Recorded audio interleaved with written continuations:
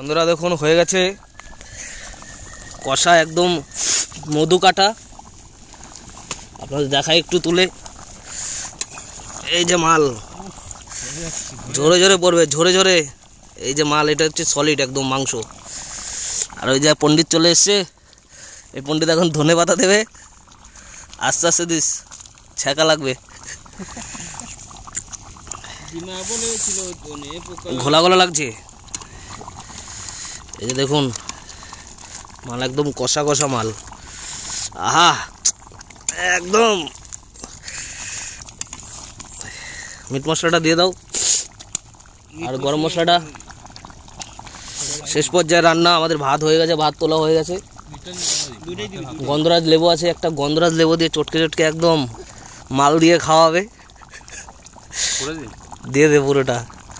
আর ইসে আনা হয়ে গেছে, যা দিয়ে এগুলো খায়, দিল্লির মদ,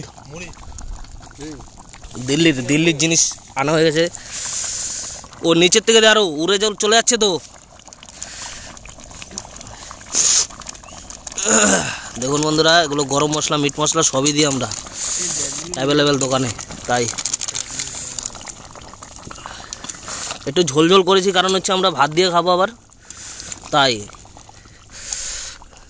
ওই যে সব বসে বসে স্যালাড কাটা হচ্ছে, সব রেডি আমাদের।